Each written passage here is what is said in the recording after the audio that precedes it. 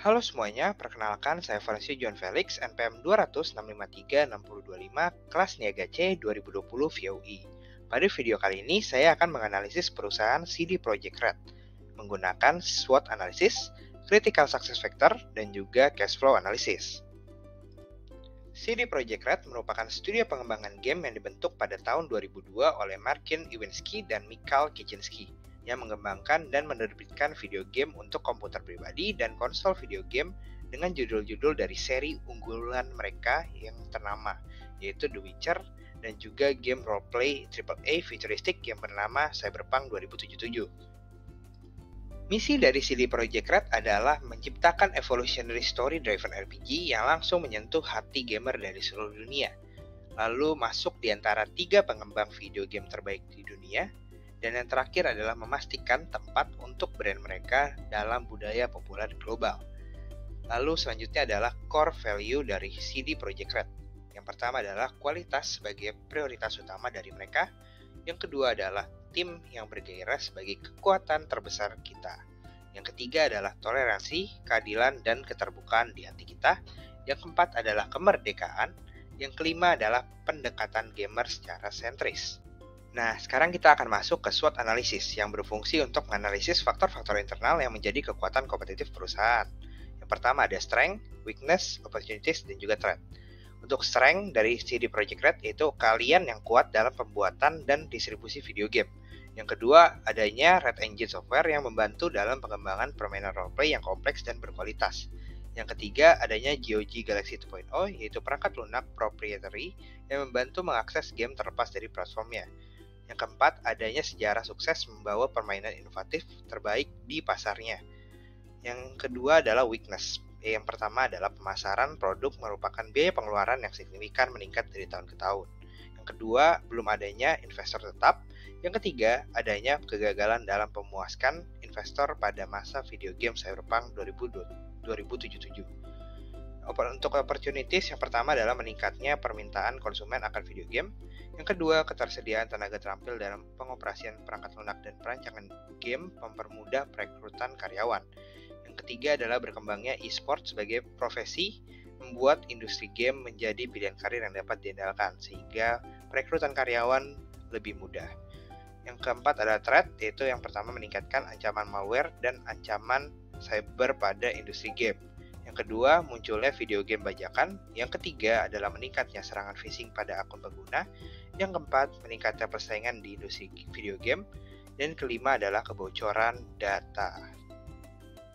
Nah, untuk critical success factor ada 5 kategori, yaitu yang pertama environment factor yang mengacu pada hal-hal yang terjadi di luar organisasi di mana perusahaan tidak memiliki kendali langsung. Yang kedua adalah industry related factor yang mengacu pada tugas yang harus diselesaikan organisasi agar tetap kompetitif dalam industri tertentu. Yang ketiga, peer related factor, yaitu faktor keberhasilan berbasis rekan kerja berkaitan dengan posisi relatif bisnis terhadap pesaing atau rekan-rekan di industri. Yang keempat adalah temporal factor, faktor penentu keberhasilan terkait dengan tujuan strategis jangka panjang atau permanen organisasi. Yang kelima adalah management position factor, yaitu faktor penentu diidentifikasi secara internal oleh manajer yang memiliki perspektif unik tentang peran, tanggung jawab, dan area fungsi mereka. Untuk critical success factor dari CD Projekt Red ialah industry related factor, di mana CD Projekt Red berdiri terpisah dari pengembang dan penerbit video game besar lainnya, karena mereka menekankan kontrol atas setiap tahap proses pengembangan dan pemasaran game, mulai dari desain awal, development, teknologi, publishing, distribution, dan juga hubungan ke komunitas game mereka. Sebagai studio pengembangan video game yang hanya berfokus pada 2 franchise, penting bagi CD Projekt Red untuk dapat menciptakan karya yang sesuai dengan idealisme mereka tanpa intervensi dari pihak lain.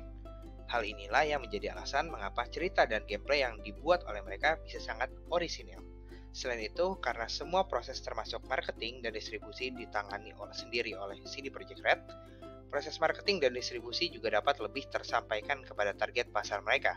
Terlebih karena iklan yang mereka berikan dapat dengan tepat menunjukkan apa yang menjadi daya tarik gamingnya dari sisi gamer dan sangat sesuai dengan video game aktualnya nanti saat keluar.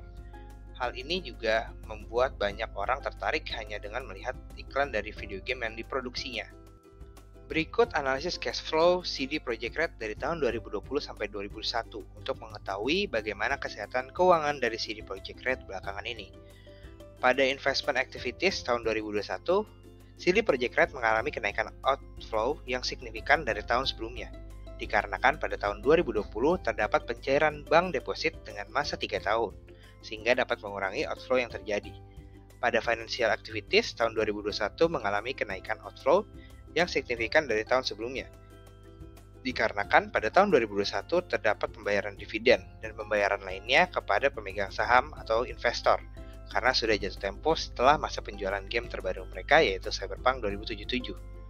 Cash flow tahun 2021 disimpulkan mengalami kerugian, dikarenakan tingginya outflow pada investment dan financial activities CD Projekt Red.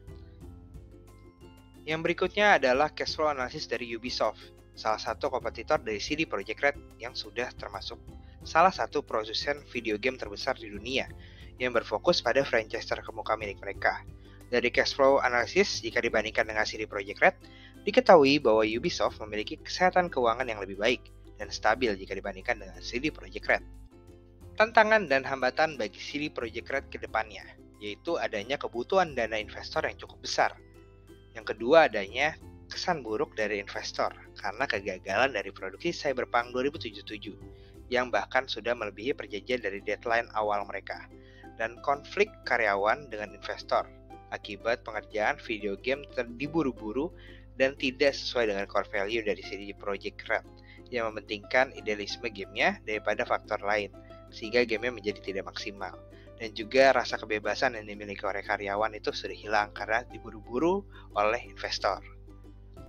Melihat tantangan dan hambatan yang ada berhubungan dengan pendanaan dari proyek yang dilaksanakan oleh CD Projekt Red, terdapat beberapa hal yang dapat dilakukan oleh para board of director yang berhubungan, yaitu Adam Kiciński selaku presiden dan joint CEO, Marcin Iwinski selaku co-founder dan joint CEO, dan Piotr Nielebowick selaku Chief Financial Officer.